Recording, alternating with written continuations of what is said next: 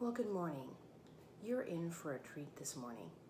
I say that for every episode, but for episode 15, I'm not going to actually say what this is quite yet, what we're going to be baking this morning, but you are in for a treat. This will tie in slightly to episode 14, where we wrapped up the year of 2020, and I talked about someone at the end who'd given me this fabulous puzzle, and I said, you know what? I bet this would be a great future episode. And I was right, because here's the magic that happened. Remember, we've been talking about it's all about story. When I asked this person, and it's going to be about Mary, they had a great discussion when she posed the question of what is the recipe, the baking recipe from our childhood, from our family, that would be the most resonant. And between her mom and her sister and her brother, they had these great discussions on what recipe she was going to give me. And she didn't give me just one, she gave me 3 because they couldn't decide. So I got to decide at the end, which is just fabulous, right? And then the best part about the whole thing in my mind, well, first of all, the discussion, right? That they had this great discussion. And then it's what I got, the magic that I got, that it was extended to me, this gift of this information and sharing. Mary's mother, and I have to tell you, her mother's name is Sally, and my mother's name was Sally, so right there, that's a great connection.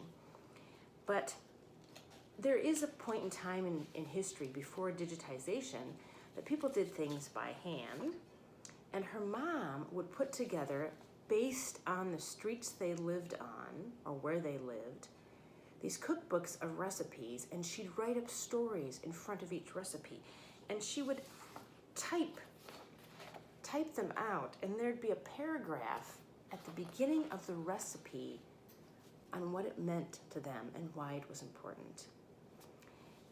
In this particular case, Mary's mom, Sally, would do even a graphic ahead of time. So in this particular case, it was the Robin Hill Cookbook, and this is where they lived, which is going to come into play in a little while for what I'm reading right now. Couldn't believe this connection, but this is how life works sometimes. So her mom would do this cookbook for the family. It would have a cover on it of the street they lived on. Then when she typed it up, she would type up why it was meaningful for their family. Now, my mother didn't do quite to that extent, but she did put recipes in plastic sleeves in her own handwriting and give them to us. Not so much she didn't have the story ahead of time, and I do have her binders, and they're alphabetized by recipe. So in the front it might say A to L and maybe M to S or whatever it was. But this was the gem moment of information. I got the story, I got the stories about each recipe, and then I found out it's connected to this recipe homage and time capsule of their history together, and depending on what street they lived on. So how cool is that? So I really felt like I was given this great gift. And so we're going to talk about Mary today, and it is tied in to music, because not just I'm connected to and feel like I'm connected to 80s alternative music, but I also like the blues. I don't know what it is about both genres, but it's somehow I feel drawn to it, and it's like a siren song. When I listen to it, I feel something really guttural. And Mary and I went to see Robert Cray when he was here at the State Theater a few years ago. And I have to tell you kind of a funny story, because of course there'd be some odd story. You'd think, oh, let's just go to this concert and have a nice time and just relax, maybe get a beer. No, there's going to be something odd to it. So we had these seats toward the front, and we were enjoying ourselves. We both liked Robert Cray, having a great time. And this, you're going to have people on either side of you, or kind of like embedded in the middle of this like second row or something of that nature. And we were sitting there talking, having a great time, minding our own business. And there was a gentleman who sat next to us. I'm thinking maybe about our age. I'm not completely sure. And you have to understand, I did not date until I was like 30. We're just minding our own business. And we, mind you, have maybe a beer or not, but we're really pretty low key. We're there for the concert. We really like Robert Cray. We've spent the money. We did the VIP package. We want to get our money's worth. Sitting there minding our own business. And I think the important note here is also that I had dry cleanable things on. I had a jacket, a cool like leather jacket that was dry cleanable, which will be part of this story here in a few minutes. So, like I said, I did not date until I was 30, and then I married the person at 34. So I am not, when I'm out and about in the world, and especially now that I'm married, I'm not particularly, just to say, flirtatious. And according to my husband, I wasn't even before I was married. So there's that.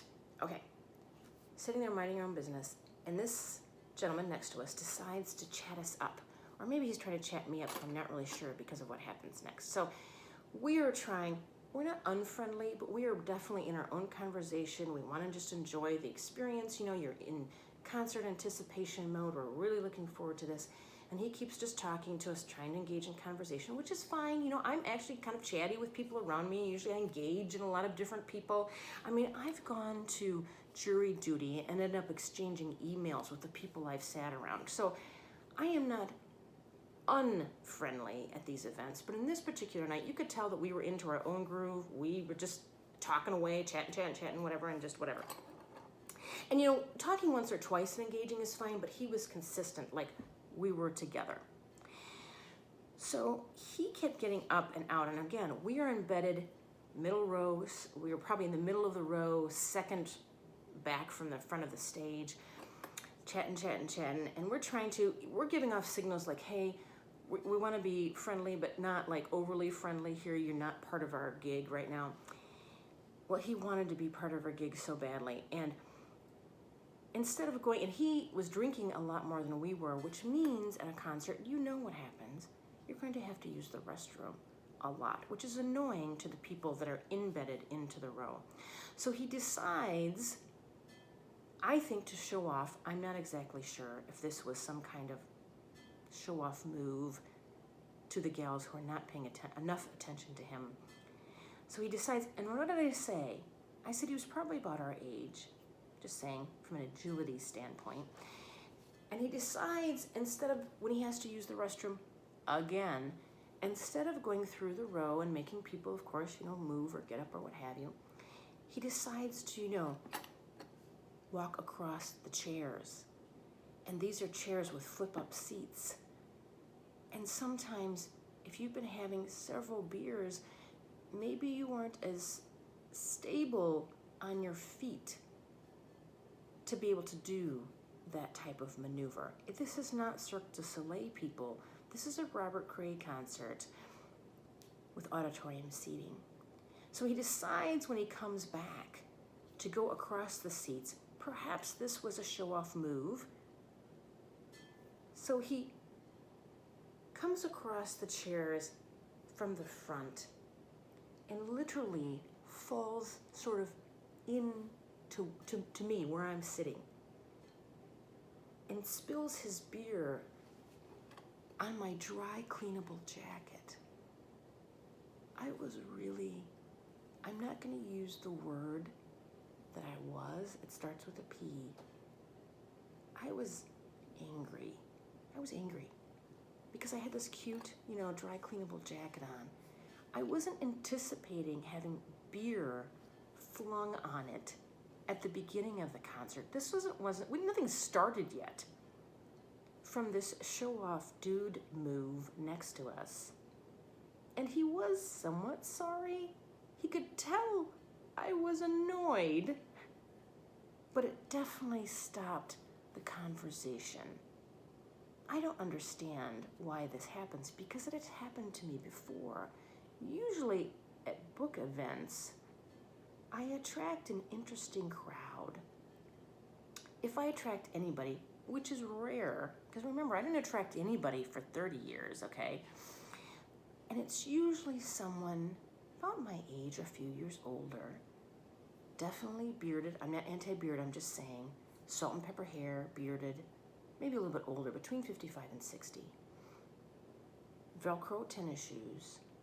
I can be sitting not anywhere near this person. I have been at library functions in the auditorium or wherever the book event is going to be with the author. I have been at events where I'm sitting all by myself. I case the room, I see who's there and think, oh boy. So I sit maybe back somewhere, maybe get out a book and start reading, just busy myself, what have you, because I'm always at places early. And I know, I can tell, and this has happened to me, this is why I know this. There's a gentleman, like maybe up in the front row, and he wants to get my attention to chat me up, okay?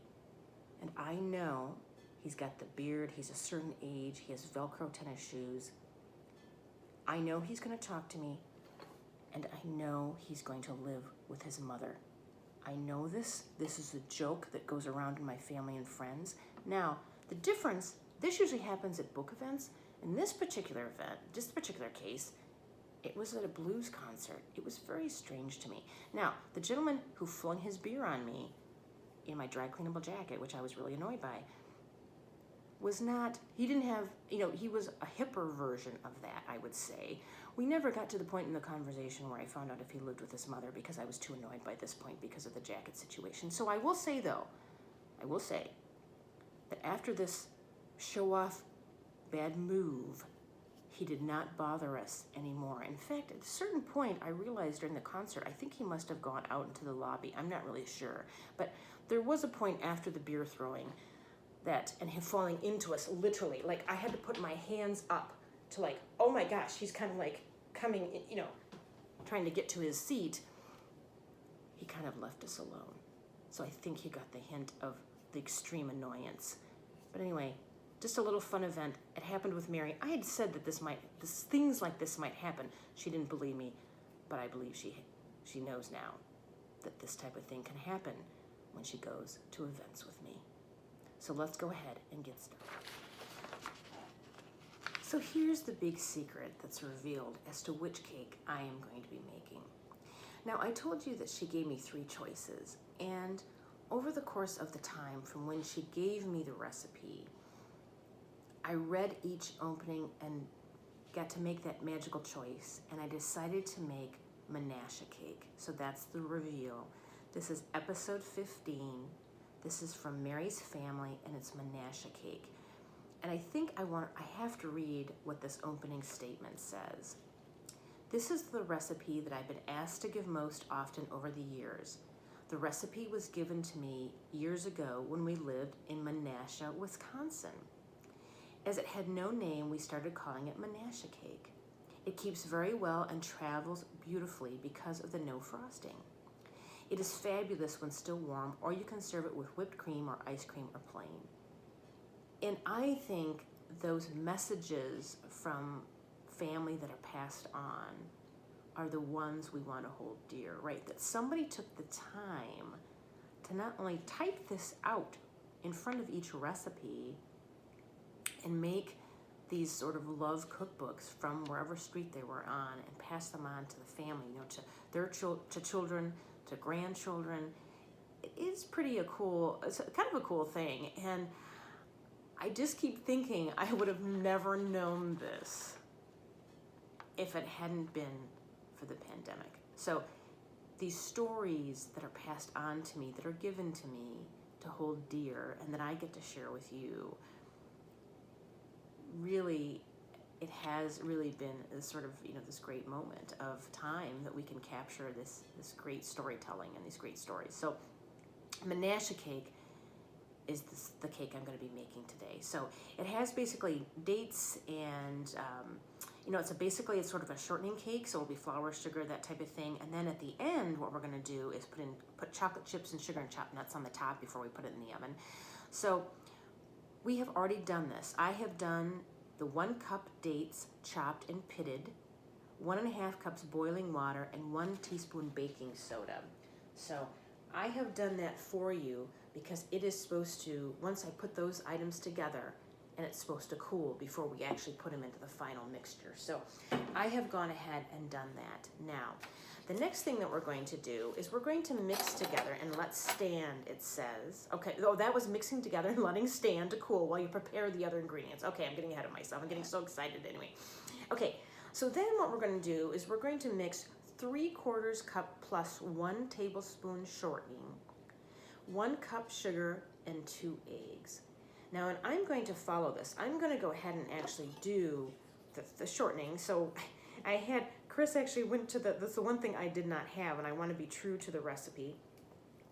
I have lard because of the pie baking and the crust and that type of thing, and I know that could be probably used, but I thought, you know, we both decided I want to be true to the recipe, so I'm going to use exactly what it says. So he went to the store last night for me. It's the only ingredient I didn't have, and he went ahead and picked up shortening for me, so that's what we did. So it says 3/4 cup plus 1 tablespoon shortening. So that's what we're going to do.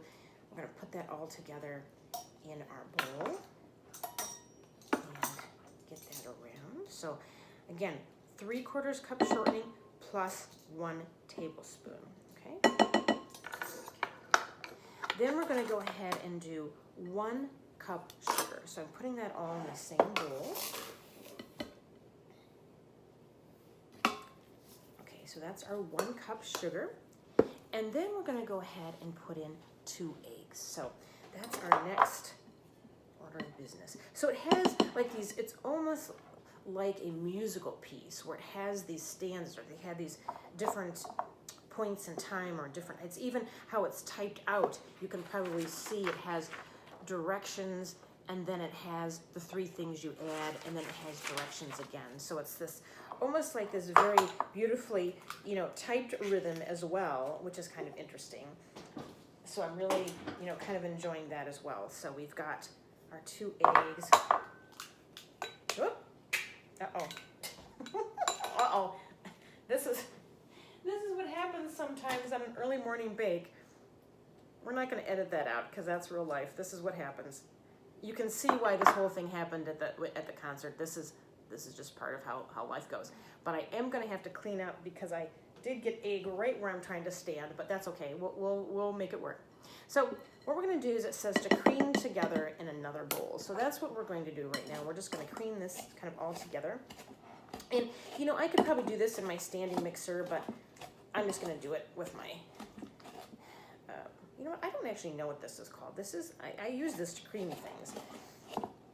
This particular kitchen utensil. So I'm going to cream that together, and that will get the shortening really mixed in well with the sugar and the eggs. And so that's really what we want to happen. So that's kind of happening. And then we're going to go ahead and add the following dry ingredients to these 3 ingredients. And I'm going to clean this off a little bit more to make sure we get all of our ingredients here. And that's just kind of a mess, but it's going to be delicious when we're done. So that's that. We'll put that in the sink. Okay. And then we're going to put 1 3/4 cup flour in. Okay. So we're going to do 1 3/4 cup flour. So 1 3/4 cup. And I just realized that I probably cannot reuse my 3/4 cup that I used the shortening in for the flour. I probably should have done this other way around, but anyway. So we're going to do 1 3/4 cup, so 1 cup, and then I'm going to go ahead and get the 3/4 cup. We go with a 3/4.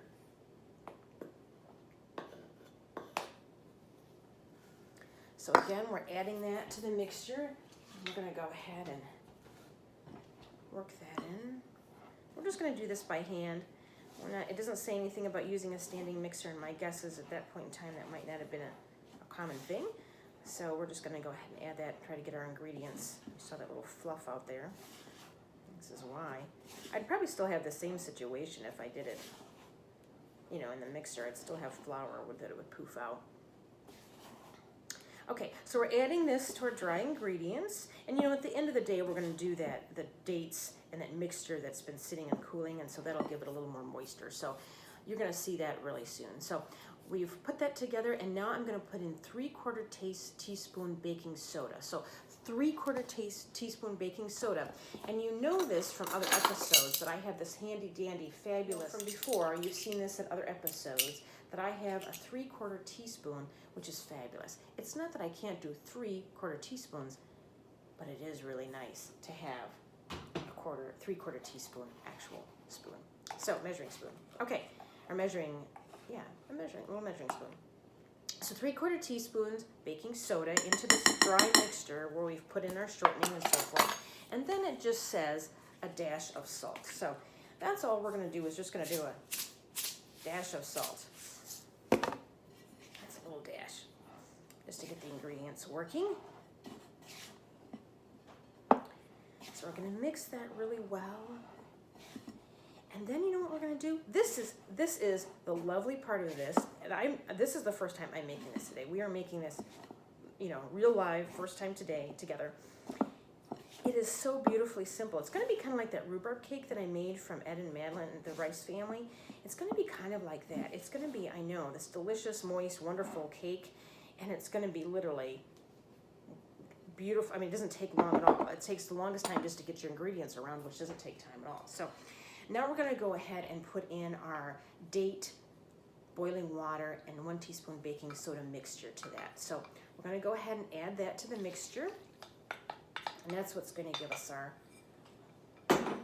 action too. So we have the baking soda, and we have, what's nice about this is it's kind of like, you know, it reminds me a little bit of a sticky toffee pudding where you've got your dates and you're softening them, right? So that's part of the deal. So you're softening that to make the dates soft, so when they bake, they're nice and wonderful and soft and creamy. So that's really cool. So I'm gonna mix this around.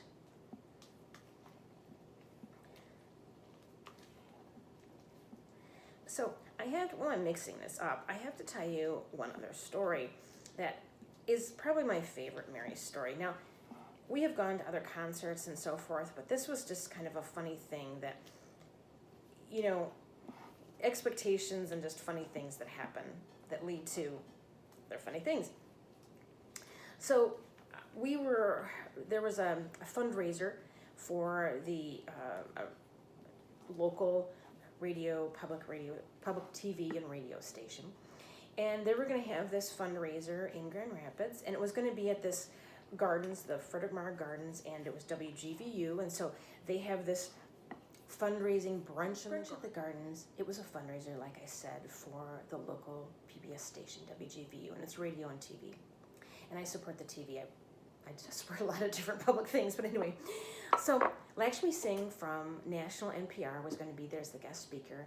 And as I say, it was a fundraiser, and we were at the Frederick Marr Gardens, and Mary was my date. Now, she is often my date for things, even work fundraising types of events that I need to go to. She's my date because A, she's in the same sort of profession that I am, and she's just a lot of fun. So she was my date for the brunch. We were having a great time. We sat at this table with other people. We just were having a great time. And she ended up knowing somebody else from, you know, we ended up having all these different connections from people we didn't know beforehand at this table and what have you.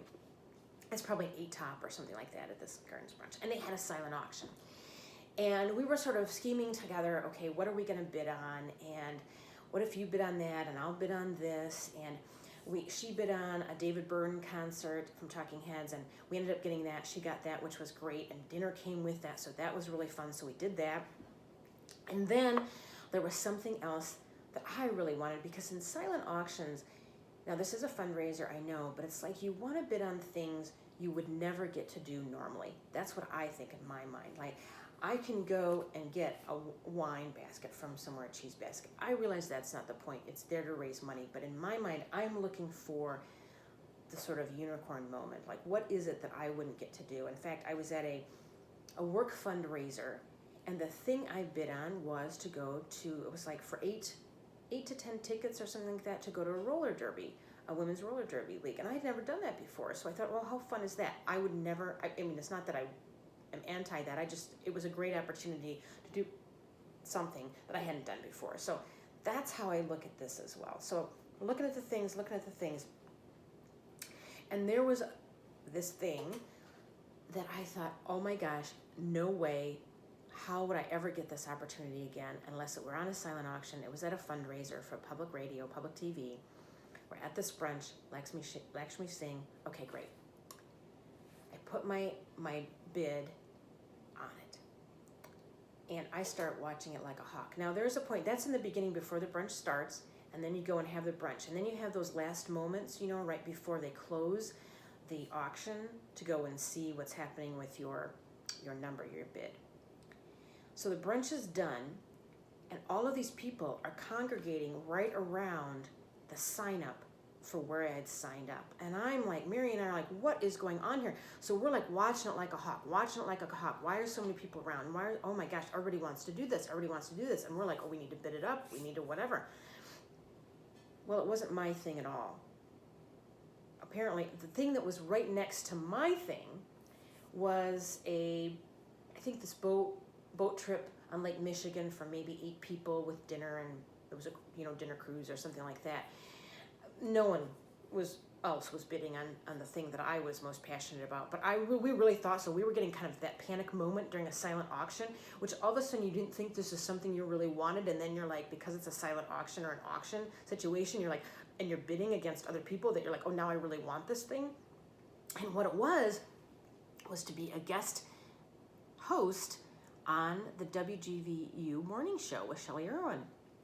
And it is true that no one else outbid me. I did get that because we thought all the people that were doing the boat ride, we thought, because it was right next to our sheet, we thought everybody was voting on the guest host thing. No, that was just us. That was just me. So they were having all this, like there was a lot of action on the boat thing, a lot of discussion, a lot of anxiety. We ended up with the David Byrne concerts, tickets, and the hosting for the morning show. It was an amazing experience because Mary ended up being my sort of handler, manager, which was awesome. And you got to pick, so it's a 2-hour show, and I got to pick the guests. I had 4 guests, and in that 2 hours and the 4 hours, I think they were like 20 minutes long. So not only did I get to pick the guests, but I came up with the questions and co-hosted it. So for the 4 20-minute segments in that 2-hour time, I really was the host. And as I say, I got to pick the people that I had on and how they connected. That was my choice. And then I got to come up with the questions. Oh, there's the timer for the oven for the cake. So the cake will go in the oven for 35 minutes at 350 degrees. So 350 degrees, 35 minutes for the cake. So anyway, this was that great moment of one of the most fun things that Mary and I have ever done together. So she was literally like my handler. She would get the guests. She would be on track for what needed to happen. I reviewed what was happening with her ahead of time. She was in the room. She took the photos. It was the most amazing experience. One of the things I've ever had, and connected me so much. And thinking about who and how the stories were going to fit together, they didn't have to. It just all of a sudden they did when I realized who I was asking to be on the show. There were different interests from my life. So one of them was somebody who was a colleague in the world of my work world, my design world.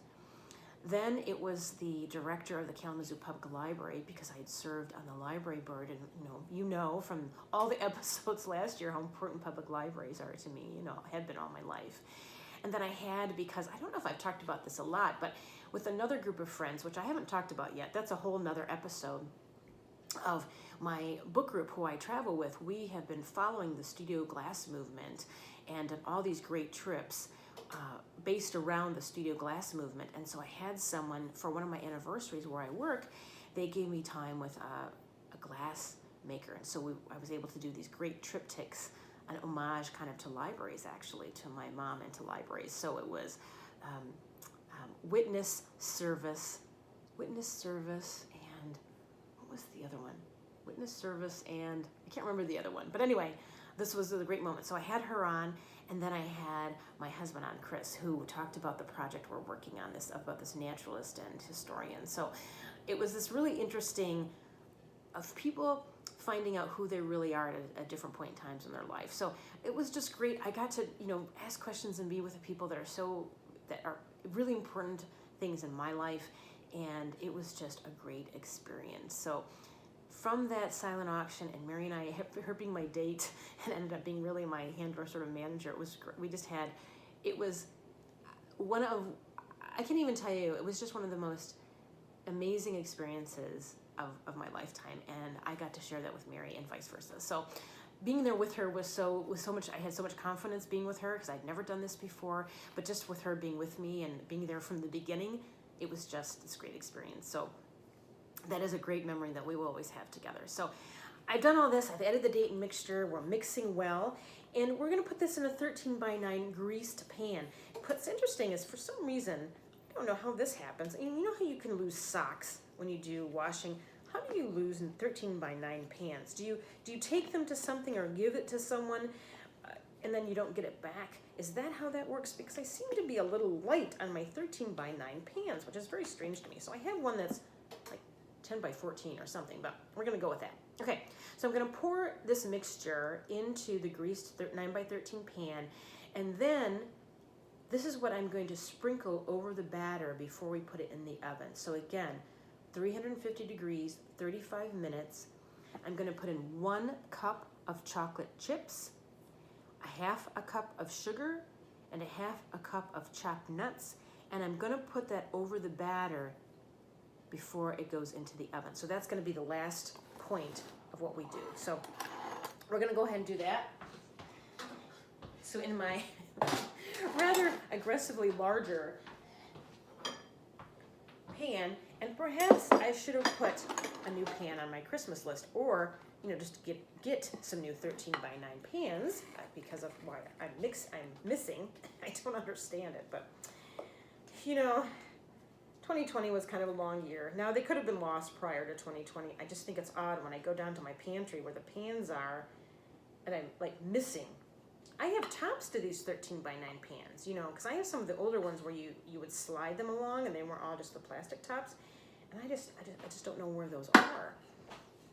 So anyway, so we're going to put it in. It might be a little bit thinner at the end of the day because I don't have the 13 by 9 pan. I have a little bit larger, but we will get on that. That's for the next time I have to do that. I think even with Ed's rhubarb cake, it ended up being a larger. And I might have put that in that glass bowl. Oh, this smells really good. Usually I sort of lick the batter at this point in time, but I haven't. I think maybe it's because of the shortening. I haven't licked the batter. Somehow the eggs don't bother me at all. You're not supposed to do the egg thing, but that doesn't even faze me. So we're going to put 1 cup of chocolate chips, and I've gone ahead and created those for you. So I'm just going to put that over the top, just randomly. Oh my gosh. You just already know this is going to be good. It has, softened dates in it. It has chocolate chips here sprinkling on the top. It's got a great story. It makes me think of great stories because of Mary and her family. So then I'm going to put a half cup of sugar over the top too. So again, a full cup of chocolate chips. And then each successive item will be a half cup. So a half cup of sugar, I'm just putting that over the top. And I can see why this, you could have some vanilla ice cream or whipped cream, but it's not going to need frosting because you have the chocolate chips and the nuts on the top and the sugar. And then I've chopped a half a cup of nuts. Now, you could probably use walnuts, whatever you want, what type of nut of your choice. We've had this nut discussion many times. I use pecans because my preference. My husband is a walnut person.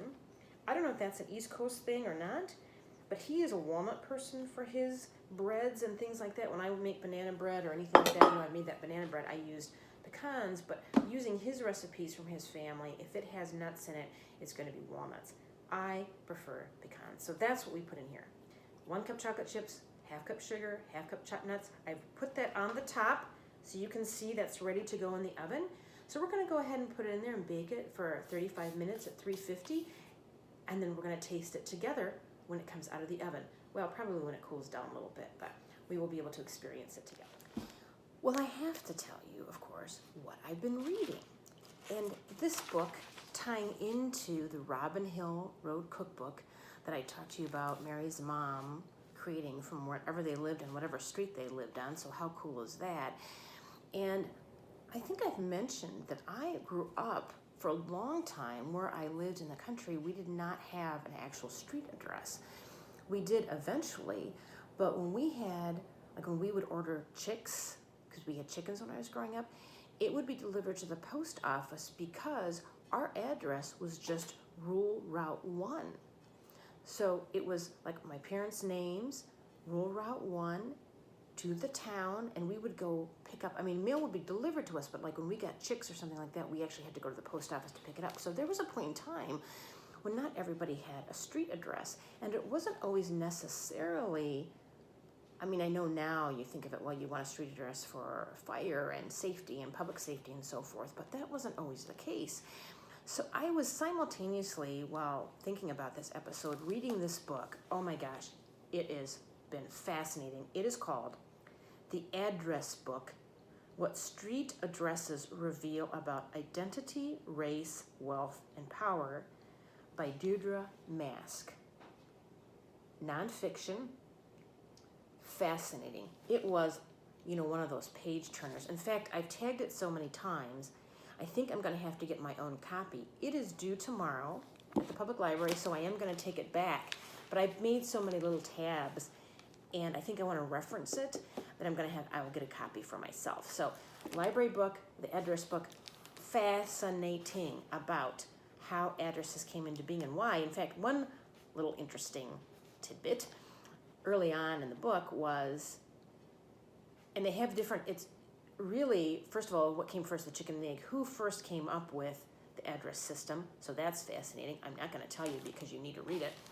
But even I didn't know that ZIP, for zip code, was an acronym. It actually stands for Zoning Improvement Plan. And this gentleman named Robert Moon first came up with it in 1944. And he lobbied to get the zip code for almost 20 years before before this was finally adopted. I'm reading this here because it says his wife, who wore a gold pendant emblazoned with Mrs. Zip, told newspapers that it took so long because Moon was Republican and his bosses were Democrats. So this is very fascinating to me. And so they came up with that. Do you remember this dapper, zip code character that was out for some time? I think Chris actually has this cool, little pin that we have something on it that has the zip code thing on it. Anyway, so this book is just fascinating. It's broken out in chapters by city that talks about the transformation of why certain things are named what they are, by the fact that you can buy your address in New York City because some addresses have more elan than others. Even if you don't have, it doesn't face the street, like let's say Park Avenue, you can buy that. So it's really, the book is broken into development, origins, politics, race, and class and status. And it is fascinating. I have to tell you that it was a page turner. And it's all about street addresses. In fact, I do have a book on hold at the library about the post office. So that's a nonfiction book too that I'm looking forward to reading. So stay tuned. That may be in the books. I mean, I don't know if it's written well or it's fascinating, but I'm anticipating that it is. But if you get the opportunity, pick up, if you're interested at all in just how things are, if you like to go to factories or plants because you like to understand how things are made, or you're always wondering about, wonder how that came into being, this is the book for you, the address book. And it talks about how can street addresses transfer in the slums? Could street addresses stop an epidemic? How did the ancient Romans navigate? Where do streets come from? How can house numbers teach us about power? Why do Americans love numbered streets? Must streets be named? And I don't know if you realize this, but there were points in time where streets were named after what was happening on that street. Do street names follow revolutionaries? Why can't Americans stop arguing about Confederate street names? Do Martin Luther King Jr. streets, what do they reveal about race in America? Who belongs on South Africa's street signs? This is an interesting one that I just talked to you about Manhattan. How much is a street name worth? And homelessness, how do you live without an address? So, fascinating read. Highly encourage it. Buy it or get to your public library and check it out. So I feel like today, with the Menasha Cake, I am the beneficiary and have been gifted the stories. It allowed for conversation for Mary's family. I'm adding recipes to my rotation of recipes. So I've been getting all these recipes now that are part of my recipe world, and it's carrying on this recipe family tradition. I know a little bit more about Mary and her family on Robin Hill Road. I know how important the story that goes with a recipe and how important that is. And I also have these, besides the Menasha cake, I have 2 other recipes. Remember I said that she had given me 3 recipes. I have Donnie's gingerbread and also Grandma's crybaby cakes. So I'm going to try those, not necessarily for an episode, but you know I'm going to be making them because I'm curious about the ones that I didn't make. Because I want to understand from their perspective what the story and how important it was to them. So it's cooled down. The Menasha cake has cooled down a little bit. And we're going to try this. In fact, I don't know if this ever happens to you, but this is going to be my breakfast. So when I got up this morning, I had a banana and a cup of coffee. And now I'm going to have the Menasha cake is going to be my breakfast. So first time making this. I think it's cooled down enough. It's moist. When I was cutting it, it's beautifully moist. I will tell you the house smelled amazing, that's happened many times. For most bakes, the house smells amazing. Oh my gosh. Oh my gosh, you guys. It is true. This is the reason why this cake does not need frosting. You can put whipped cream or have vanilla ice cream with it, but it doesn't need it. With that topping of the nuts, the sugar, and the chocolate chips, and then that moistness from, remember when we softened our dates? It is absolutely delicious. Not overpowering, just moist and light and just absolutely delicious. In fact, I think I'm going to have to get a glass of milk to have with it. It is just beautiful. So thank you to Mary and her family for sharing with me and allowing them for me to share it with you. So own and enjoy. Make yourself a Menasha cake and think of what that means to be so connected and how important it is to be connected to the stories through our recipes. Again, episode 15, Menasha cake. I realized in talking about this episode today that I forgot one of the main important things to this whole story with my girlfriend Mary. Mary is a new friend to my life in a time when I was very clear, and I'm very clear with people about not taking on new friends. It is, as you know, it can be a responsibility, and it's a great responsibility to have extraordinary or ordinary people in your life, but you want to be able to, you don't want to spread yourself so thin that you can't be in community with your friends and family in a really real way, in a very authentic, deep way. And Mary came along in my life when I was not accepting new friends, by the way, and now she's part of the best friend circle. But I realized I was doing something else. The cake's done, this was all done. I wasn't even thinking about it again. I'm like, wait a minute. The part of the story that's one of the most important parts of the story is that I wasn't taking on new friends when Mary came into my life, but I didn't have a choice. When you have someone come into your life that you know is naturally a kindred spirit and someone who should be part of your life circle, there's nothing you can do about it. You just got to let it happen. So I realized that was actually an important element to this whole story, is that Mary came along in my life when I wasn't taking on new friends. And so I think that is actually one of the extraordinary parts of the story, is that for in a point in time when I wasn't taking on new friends, but I was open to it because I just knew this was a kindred spirit and would be someone that would naturally be part of my life. It just happened to come at a point in time later in my life than some of these other people you've heard about. But that I am so glad I was open to it, even though I was saying one thing, but that I knew that I had met a new kindred spirit and that what she would be part of for my life from now on. So that is a part of the story I almost forgot to tell you, is that Mary came along in a part of my life when I wasn't taking on new friends, but has become just a great best friend. So she's been part of the group now, and so I just realized that that's something that I needed to share. That was probably one of the more important elements that I was thinking I was going to share at the beginning when I opened this up today. But I got so excited about the Robin Hill cookbook and the stories from her mom and the connection with the Sally connection and all these things, that I forgot to tie in that most important element, and that she's a new friend into my life in a point where I wasn't taking on new friends. So that is one of those amazing, cool things that has come out of being open to not always listening to what you're saying, but letting your heart be open. So that is my coda to this whole story. So anyway, that's the story of Mary and our relationship as well.